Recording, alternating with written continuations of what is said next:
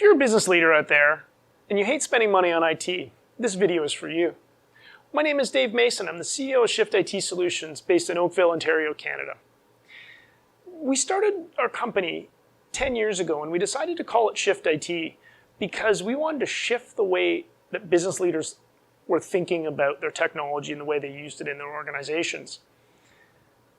I was on LinkedIn today and I read an article stating that organizations, particularly large ones, are going to spend 70% more on IT security after COVID-19 than they did pre-COVID-19. And this was because of a whole bunch of reasons related to working from home and distributed workforce, and all those things made total sense.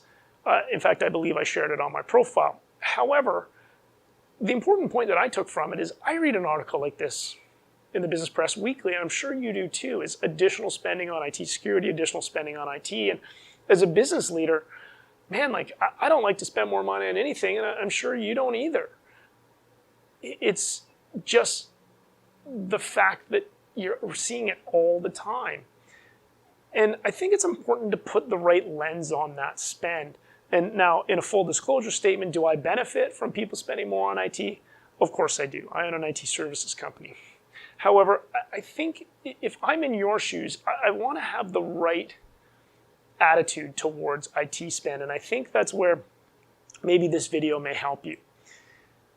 One thing is, business owners, we tend to not see change in absolutes where you think that things were one way today and then the next day they're completely different.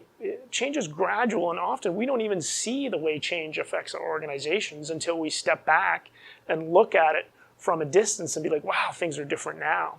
So I think a good way to think about 2020 and perhaps 20 years ago in the year 2000 is how does technology and the internet affect our organizations? And that's massive. It's unbelievably dramatic.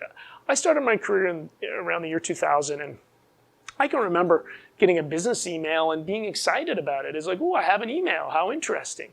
Email was just kind of making its way in to the way people did it. I mean, people use the phone way more often than they do today. So that 2000 is a good sort of benchmark if you're able to go back and remember.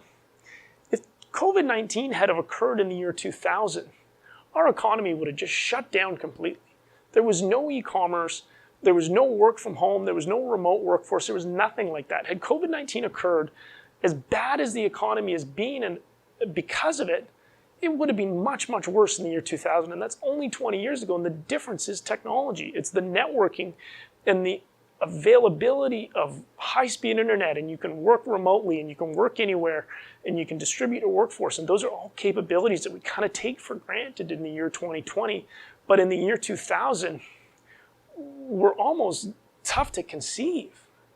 So our organizations have changed massively in that time, but when we think about technology spend and where we're spending our dollars, the technology that allows us to do those amazing things is actually much, much cheaper than it was in the year 2000.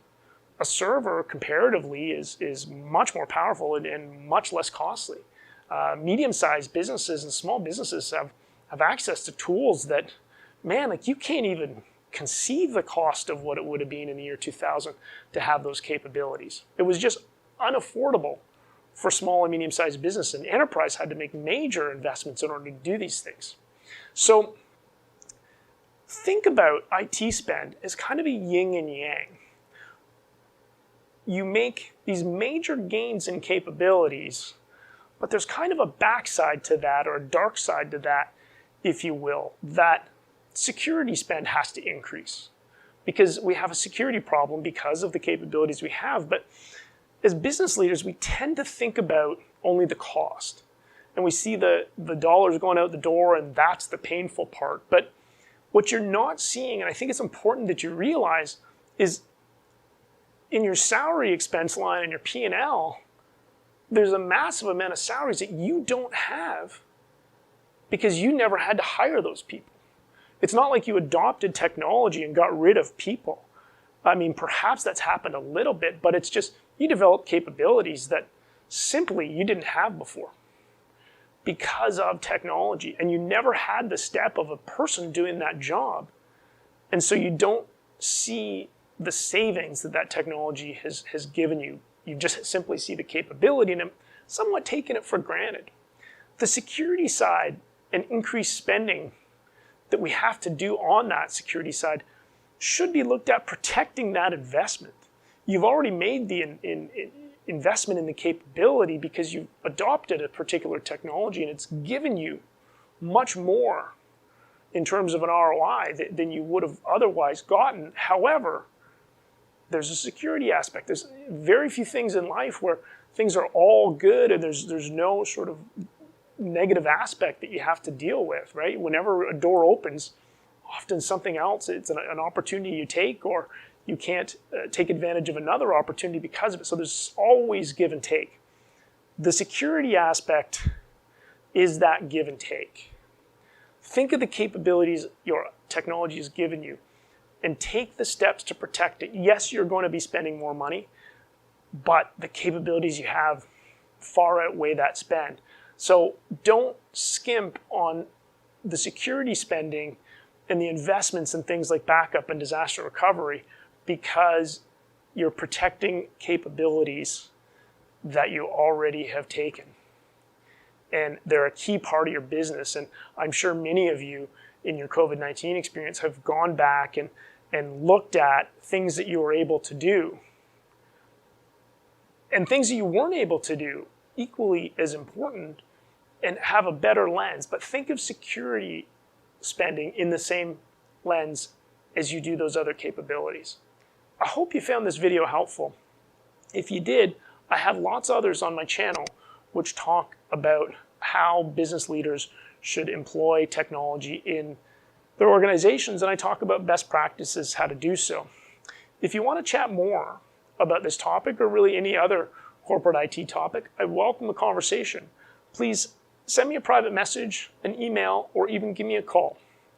I'd be happy to chat. Once again, my name is Dave Mason. I hope you enjoyed this video, and I hope you find it helpful, and I genuinely thank you for your time.